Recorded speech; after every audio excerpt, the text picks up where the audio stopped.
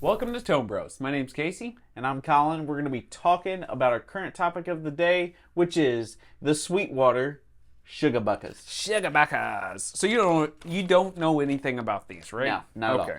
So I put it on the list for us to talk about as a current topic. They just were released. They're made by Gibson, Okay. but they're a Sweetwater exclusive. They're $3.99. Let's get the price right out the gate. So they're $100 cheaper than the custom buckers. Okay. Custom buckers is what goes in the custom shop Les Pauls. They are wax potted, A4 magnets. They're medium output. They don't have an ohm rating out there, so you don't really know where they fall. Medium could be anywhere, right? And they say they are mellow voiced, more mellow than the normal ones. Okay. So I guess they're going to put these in some of the Sweetwater exclusive Les Pauls and guitars, but they're also selling them separate.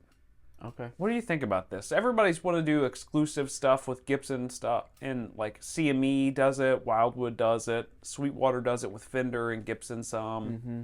What do you think about these pickups? I don't know anything about them. Yeah. What's your thought? I realize you don't know anything about the Sugarbuckers. Uh-huh.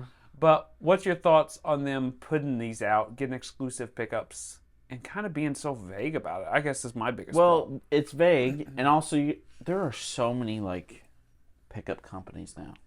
I can't keep track between... I know that Seymour's been doing it for years. You got Lawler. You got Killer Vintage is doing their own pickups. Yep. You got Ron Ellis. I mean, you got so many different styles of pickups. Bare Knuckle.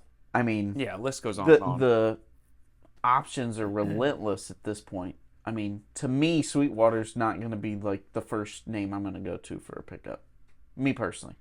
The way they describe it, though, I guess it sounds like a burst bucker. Kind of sounds like it to me. It sounds like a lower output burst bucker. Yeah. Maybe lower output 4090T or 490Ts. Yeah. Not as bitey. But other than that, I couldn't tell you. I thought it was weird that they were going for mellow pickups. Right. Because most of the time, especially in Les Pauls, 335s, I want something that's pretty bright and articulate. Mm-hmm. I'm not necessarily looking for more mellow. Is it just me that finds that really weird that they're describing it as a mellow pickup? Well, what's weird is it's medium output mellow. If Yeah. it was lower output mellow, okay, I kind of understand that.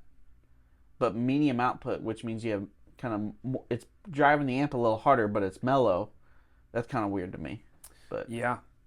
I like the fact that they're doing some exclusive pickups with Gibson and Fender because it makes them a little more unique and gives you a reason to go to that place, to go check them out, kind of like a lot of the other stores we talked about earlier. I like the idea of exclusive things like that, but I'm not totally sure I'm sold on these pickups specifically. and let's be honest, it's Sweetwater. I'm sure it's going to be awesome. Yeah. Sweetwater has a lot of awesome products.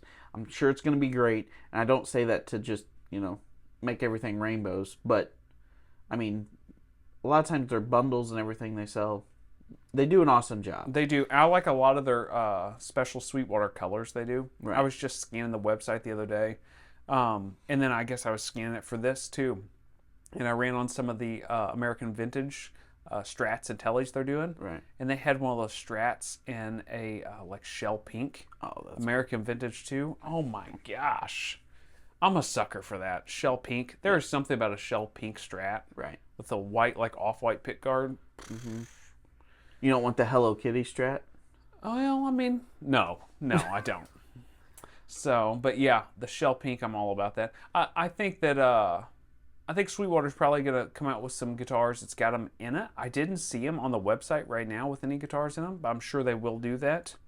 I'm sure they would be. These humbuckers sound like they'd be great in Flying V's, Explorers. Les Paul standard. Yeah, that'd be great. They'd probably be good for that. Maybe they're really good for coil tapping and stuff like that, coil splitting. Maybe so. I'm kind of curious to see what it looks like if they put those out into a guitar, if they change any other specs with the guitar. Right. And make more of a, refined Les Paul or whatever. But, yeah, I find it interesting. I think it could be cool. It's going to be hard to play some. You're basically going to have to just buy the guitar and cross your fingers, or buy the pickups and cross your fingers. Until people play them and you hear more videos, it's hard to tell. Oh yeah, and you know, videos, demos, Yeah, they're great. sure. So, I've got, you know, maybe a Les Paul that I'm looking to get some new pickups for, but this doesn't fall under the category of pickups that I think I would look for. Right. So, I'm going to go ahead and move to my first main topic, and I wanted to ask you about your thoughts on travel guitar setups. So, Okay. I've currently, let me be honest, this is a selfish main topic that I've been wanting to talk to you about because I'm needing to practice for some gigs that are coming up and just practice in general because you know what? I heard you get better if you practice. That's crazy thought. That's crazy talk. But I'm wanting to practice a little bit, but I'm going to be traveling while I'm doing it.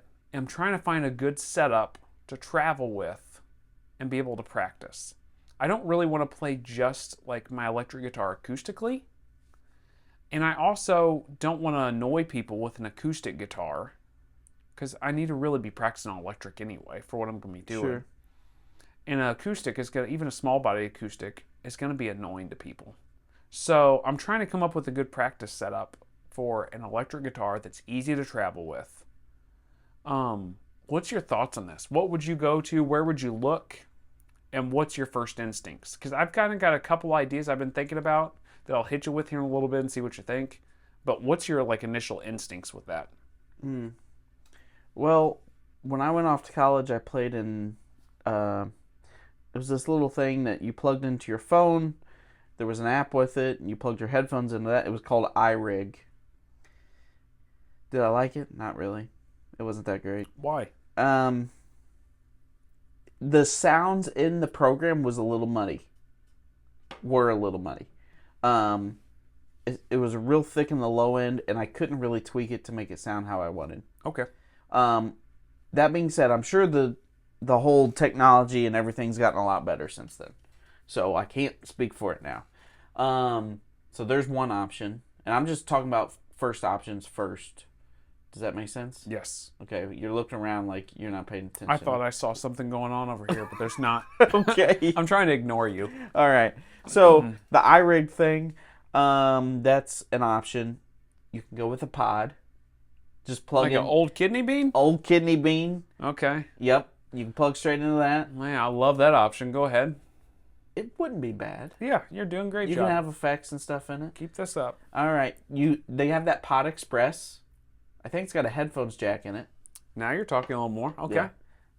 Well, I've been talking the whole time, but You're talking more up my alley. Talking more up my alley. All right. So the Pod Express, that's another option. I don't know if you remember, they had these. Vox made these like things you could plug into the jack and plug in your headphones. I've never played those. No, me either. I have no idea how good or bad they sound. So, not a clue. You could try it out. What else? Does the Yamaha THR, is there a headphones jack in it? I think there's a headphones jack. Okay. Between that and a Katana, because I think there's a headphones jack in that too, you could do that. Now, they have a Katana Air, which you can plug like your guitar wirelessly and plug into that amp, and I think still use headphones. That would be a cool idea. Yeah. Because that could be multi-purpose. You could plug it in with the headphones jack. You could plug it into a cab. You can do whatever you wanted with that. So that would give you a bunch of different options. Other than that, they have amp simulators and stuff like that. You could do a Strymon Iridium. I'm pretty sure there's a headphones jack with that too.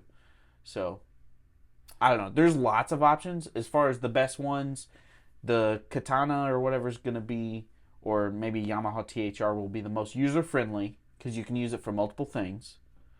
The Strymon Iridium will get you just a bass amp tone to get you inspired in the moment. But the Pod is probably, for what you're talking about, if you want to play at work, which being able to play at work, I'm really jealous, by the way. Hey. Playing at work with the kidney bean, you plug exactly what you want in there.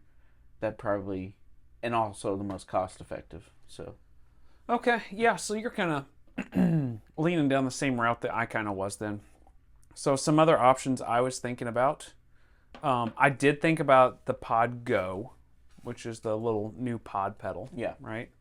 It's got some effects on there, some different amp modeling, and worst case scenario, you could plug it at the end of your board as like a backup if your rig Right. goes down. Yeah. Which I really like the idea of. Multi-purpose. Multi-purpose. I did hear it's in a plastic case. It kind of looks cheap whenever you see it in person. It looks nice, like, you know, through the paperwork and all that stuff online. But I did hear it is plastic and stuff. So maybe that's kind of a little off-putting, but it seems like it's going to do the job. Mm-hmm. I actually thought about the Katana headphones. They have Katana headphones? Yeah, and like you put the headphones on, you plug your guitar in, and they can make it sound like the amp is behind you. Problem is the price is real expensive. I think it's like $300 or something for the Katana headphones. So then I was like, well, that seems silly. I would just buy a Katana head at that point, Right. and then plug headphones jack into it. And then, yeah, I thought about Yamaha THR, stuff like that, but it's kind of big and cantankerous, right? I mean, it's not that big. It's pretty small. It's not that big, but I mean, you're bringing a guitar. It's smaller than a guitar. yeah. So the one that I've been leaning towards the most as of recently, I like the Iridium. It does not have a headphones jack. It doesn't? It does not. I thought it did. It's got outputs, but no headphones jack. Okay. Unless I missed it, I don't think there is one, because that's one of the things that kind of pushed it off my list. Okay. What's at the top of my list right now is that new Boss IR2. Yeah. So it does have a headphones jack. Okay. It's got all those amp models in there. It's got reverb built in it. It doesn't have any effects in there. So if you're wanting any type of guitar effects, you're going to have to put it before it like a pedal board or something. Yeah. But it's an amp and cab sim, which means I could throw it in a gig bag. And if my rig goes down, I could throw it at the end of my rig or into my pedal board and plug straight in. And it would be basically a backup rig for me. But it would also be my practice rig at the same time. And that's what I've been looking at the most. I think for like travel, ease of going somewhere, I could just toss that one Boss compact pedal in there with an adapter and a cable in my guitar, and I'm done. And headphones. Yeah. But I'm kind of frustrated. Does it take a 9-volt still? It does. I mean, that would be nice. You don't even have to plug it in. It probably only lasts for an hour. Still. You know? But it does take 9-volt batteries, which is awesome. I would be curious to know how long they last. But I think I was kind of frustrated that none of the practice amps that are out there that I know of are really doing Bluetooth headphones. Because, I mean, I think I've got a set or two of like corded headphones to plug into things. But just, it's kind of annoying to sit there with a guitar lead, like guitar cable plugged in, and you got headphones plugged in. If you forget and you stand up or something, you can pull them off, pull the amp off or whatever. I'm kind of frustrated that nobody's doing Bluetooth. I think, from what I understand, if you do Bluetooth to it, so if you're doing wireless to it, like the Katana Air or the THR, you can do that wirelessly. You can't do Bluetooth away from it. Okay. Bluetooth is only one direction. Gotcha. Which is weird to me. But the Katana headphones is the only thing I think that would be wireless. Okay. So what's your thoughts after hearing that stuff? Do you think the IR2 is probably the best way for me to go? Or do you think the pod? I think you've already convinced yourself the IR2 is the way to go. That's where I'm leaning for sure. I think you've already convinced yourself. Like if it was me, I'm trying to think. I mean, yeah, maybe not the Katana. Maybe I would look at the iRig or the Kidney Bean Pod or the IR2. Yeah. Those three. Okay. So I'm headed down the right route. I think so. Yeah, the IR2 I didn't realize it had a headphones jack too. Yeah, it's got a mini. It sounds like jack. it could be super useful. So. Yeah, I think so too. Just like I said, just for a backup to toss, and it's like $189. It's not bad. I mean, that's not bad. For all it does. Right, and Iridium is much more expensive. Sure. Much more expensive. I think the Pod Express is relatively similar money, and that's the one that really was kind of giving me the fit between the two. Sure. Because it does a lot more effects. And yeah, it has a lot more effects. It's ready to go, and I wouldn't have to think about bringing a pedal board if I needed other effects. Right. But I think just for practice, a little bit of reverb and different amp models is going to get me where I need to be. Yeah. So maybe that's what I need to do. I'd be curious to see what you guys are using for practice rigs, Right. like as small little travel rigs or just small practice rigs. And yeah, let me know what you think and what you're using because I gotta find something. I gotta find something. So you want to move on to your gas or pass? Yep. So my gas or pass today, it's pretty simple. And it's obvious that I am a John Mayer fanboy. I love his tones in Continuum, and one of the biggest components of that tone was the Eventide time factor. Ooh, yeah. And that's a dual delay. You got you can do analog sounds, tape, and you control any parameter really that you want in it. Yeah. And it's big. Takes weird adapter. It's big? It's a big pedal. That's what she said. Okay. That's what she said. It is a really awesome sounding pedal. And it's only roughly $200 used. Wow. Yeah. Yeah, because I remember, I mean, the price or the value of the dollars went down, but I think I do remember them being really expensive when they first came out. Right. So that seems like a pretty good deal. It's really not bad. No. And it's also like a fantastic sounding delay. So Yeah. So gas or pass, time factor. Delay pedals are funny because for a long time, I really believed that, because I didn't know any better. I was a young and dumb kid. Now I'm an old and dumb man. Yep. But I can agree. I just thought the delay pedals kind of major delays sound different. Different types of delays. I thought it was really just changing up the sound of your delays and the delayed signal. But at one point, I put a couple different delays together and realized it changes your core tone also. The feel of the guitar under your fingers and everything. Everything changes when you turn that delay pedal on.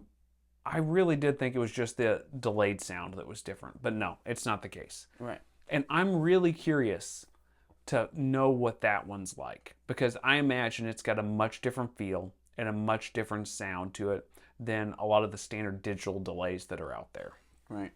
And I bet it is fantastic. Continuum is a bar that has not been hit by a lot of guitar players, I think, as in tone. Right. It is an unbelievable tone. Yeah. Even if you're not a fan of John Mayer, Yeah. it's a great tone. So I was going to say, even if you're not into that type of music or John Mayer, you can't deny that it is not a great sound. And I'm sure it was a huge part of his sound for that. So reportedly, that's what they say, like you said. Right. So for me, in dual channel, boy, It's hard to pass it up. it is hard to pass it up. It is kind of big, but also since it's dual channel, it's kind of taking the place of two pedals. Right. So then it's not as big. Is there presets in that thing too? I think there's up and down, yeah. Yeah, I think you can scroll through some presets. So for me, I think that is a gas actually. Yeah. Which is a little bit surprising because I haven't thought about that pedal in a long time. And it's not one that's on my radar. Yeah. So what about you? Considering I'm a huge John Mayer fan, it's a great sounding delay pedal. There's different, you can get like I said, analog, tape, whatever you want out of it. You can adjust the modulation in it. You can, scroll through those banks. I think it would be a given for $200. It's hard to pass up. Yeah. And I really do think, whether people want to acknowledge it or not, I think it will be a big part of guitar history. Maybe not to the point where it's like Echoplex or Memory Man level, but I think it will be a huge part of guitar history for delays. Yeah, it's one of those pedals that could definitely get to the point to where people are really seeking it. Right. Yeah, I think so too. I think of even like DD3s and DD8s and all that stuff that's new from Boss, and they're not a million miles from $200. Right. And that's a single delay pedal. Yes, it's got tap tempo and it does different things and has different modes, but that Eventide time factor's got tons of stuff. It's got 2 delays built in it. Right. And it's been known to be played on great albums with great tones. Yep. Complete gas for me. Awesome. Me too. All right, so my gas or pass is going to be the Epiphone Firebird 5. It's the inspired by Gibson ones. Uh-huh. So they've got the 2 mini humbucker like Firebird pickups. And they got one pickup and one too, right? Yeah, they have. That's the Firebird 1. Oh, okay. But I was specifically talking about the 5 here.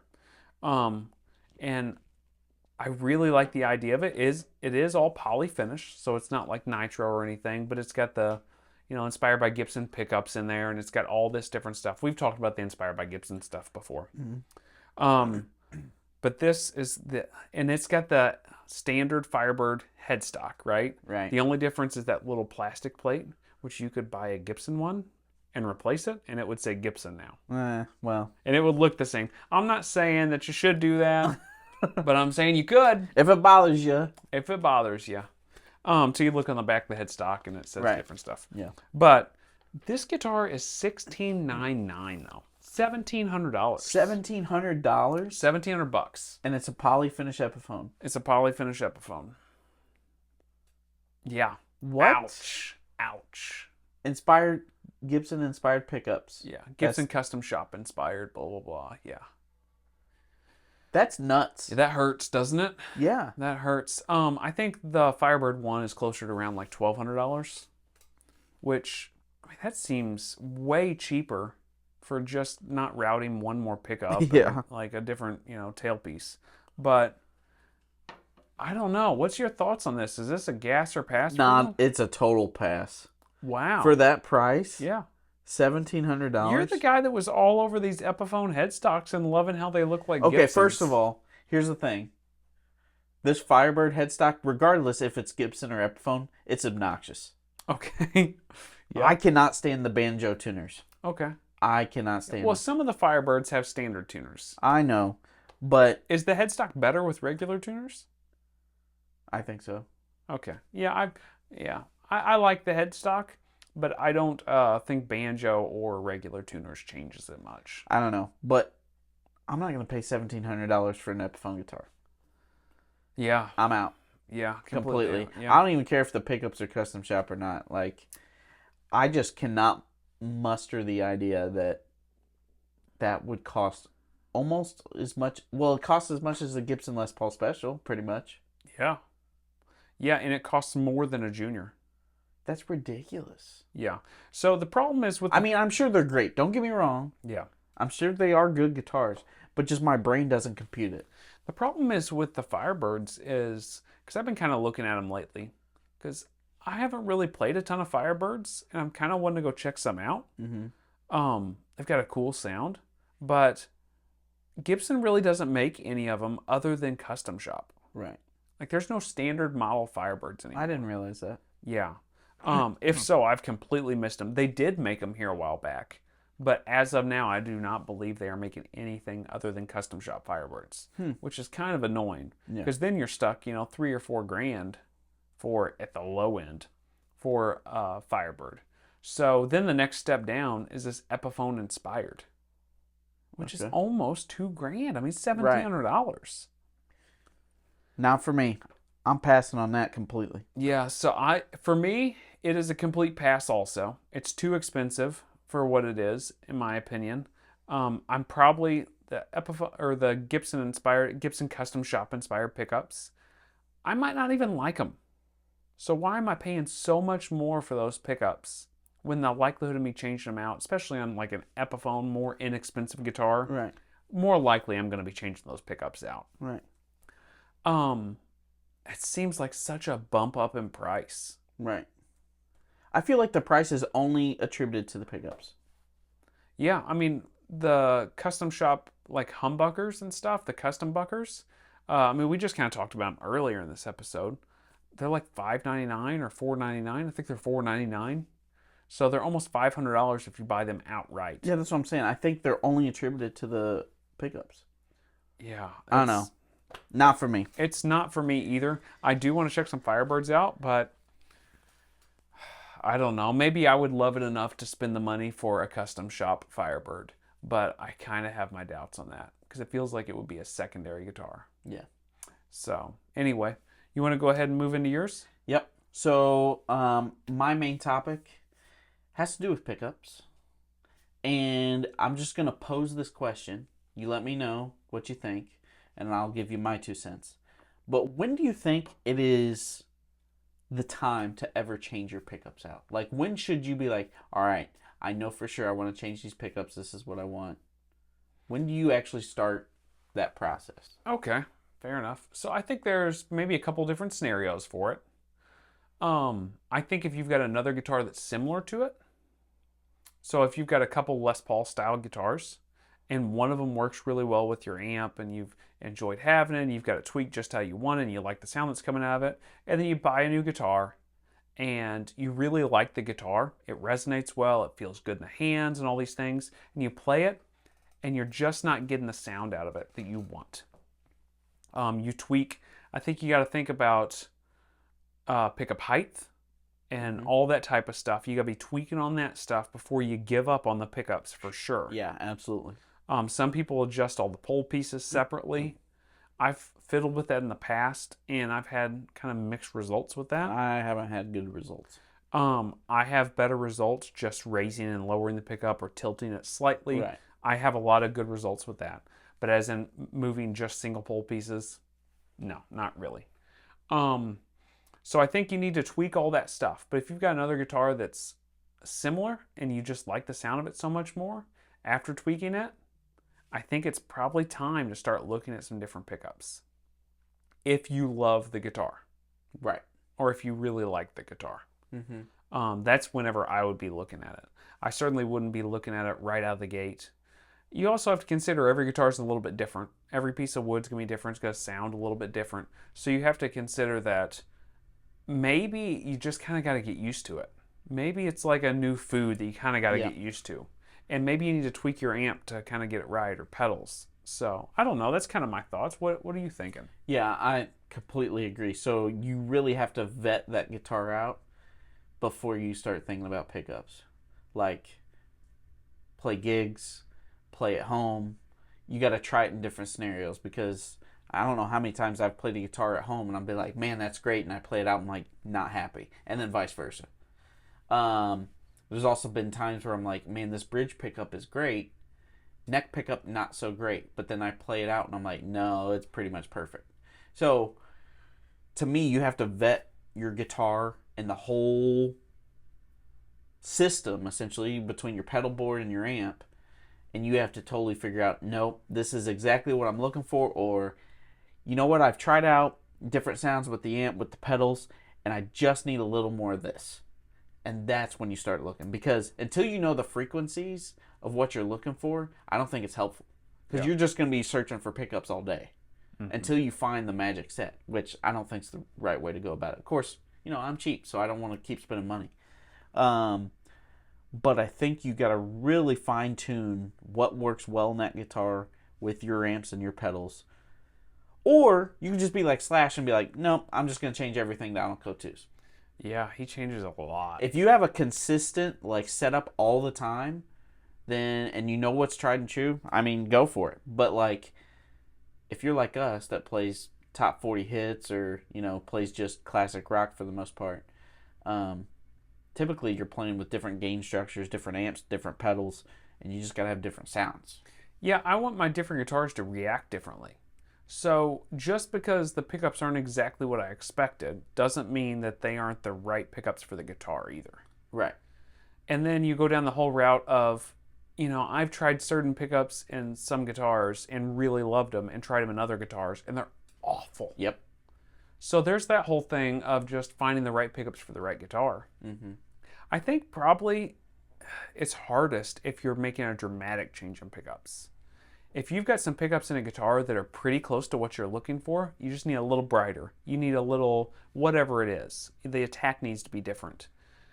To completely change, or to change from that to something, a slight difference in pickups is one thing, but to completely change from, you know, if you had like custom buckers in a guitar and you want to change to EMGs or Fluence pickups, you know, the Fishman makes, or all these different pickup companies that are out there. We just talked about how many are out there. Mm-hmm.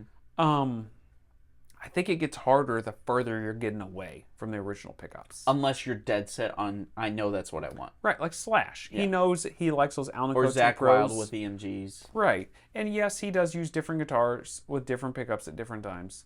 But he pretty much knows what he's going to get out of those. But I think to make a giant shift, oof, that's hard. I mean, I've got an Eric Johnson Strat, and I've been fighting that sucker for 7 years now. Yeah, the pickups. The pickups. I mean, the guitar I love, which is why I know I want to go down the pickup rabbit hole one day with it, because it's a great guitar. I love it. It just needs a few tweaks with the pickups. Yeah. And then I'm going to fall in love with it. But I've been trying to fine tune like what I think are the right frequencies and the right output and the right just general feel for this guitar, because the guitar itself is fantastic.